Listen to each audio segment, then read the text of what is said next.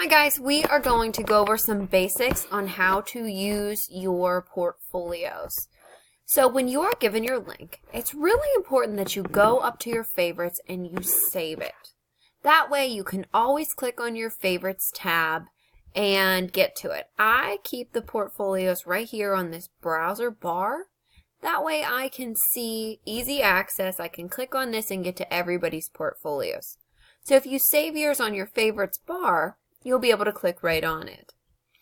Now I just want to show you some basic editing resources in here. When you log into your portfolio, you will notice up here it says blank 9th grade portfolio or 10, 11, 12, depending on what grade you're in.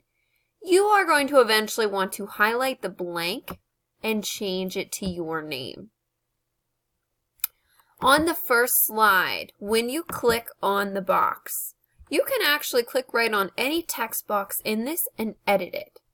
As soon as you click on it, editing comes right up. You're just going to highlight this and start typing your name to replace your name. Now, once you change something, like for example, let's just type in here, let's pretend this is mine, Whitney Bargerstock. Notice right here it says all changes saved in the drive. Everything you type will automatically save. I will be able to log in and see what you have done. Slide 2, About Me. There's a text box here, so you can just click on it and fill in the information with your full name, your birthday, one thing you enjoy doing. Now, this is the important part. This is the part where you really want to pay attention. When you need to insert a photo, there's a text box here just simply to remind you to put a picture in. The picture tool is actually right here. This little square gray box with the white mountains. If you click on this, it's going to give you some options. If you're uploading a picture of yourself, you can upload from your computer. Once you open this up, it's going to give you a little pop-up window where you can go to, let's say, your pictures or whatever. Let's go to this PC. Let's go to pictures. I'm sure I have a picture in here somewhere of us. Oh, there's an old picture of me. We'll use this one. So you're going to select your picture that's in your computer files and add it in. Now this is a teeny tiny one because I use it in my signature when we used to have signature pictures. Put it here. You can click on this text box behind and hit your delete button and get rid of it. So then I have a picture. I can type my name. I can put my birthday. Whoa, sorry, I bumped something. Click your birthday and you can have, my number pad was shut off.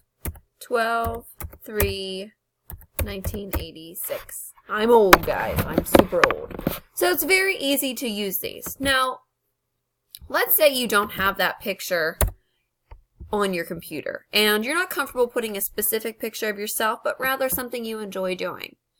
There is a search the web tool. You can click search the web and over here you'll notice a search bar comes up. So let's type in I love baking cakes. So I'm going to put in cake baking.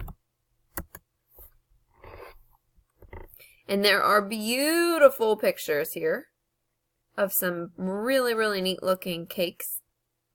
Oh, that one's cool. I like it. I'm going to choose this picture. See how the check mark shows up? And then down at the bottom, it says one selected, and then you click insert. And it's just going to pop in there, just like that. How simple is that? Shrink that down a little. You can center it if you want. There. Very easy. These portfolios should be very user-friendly. You're typing in text boxes that are already there, and you're using a simple picture insert tool. So if you're uncomfortable with a picture of yourself in your portfolio, you may find a picture online of something you're interested in instead. You will not get credit for a slide unless you have a picture and the typing there, if it calls for both. Some of the slides just simply have you answering questions. The goal slide is going to have you answering 2 text boxes and inserting a picture. Same with the careers.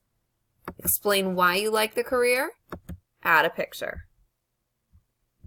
All right, guys, don't hesitate to reach out to me if you have any questions or if you're having trouble with anything. Have a great day.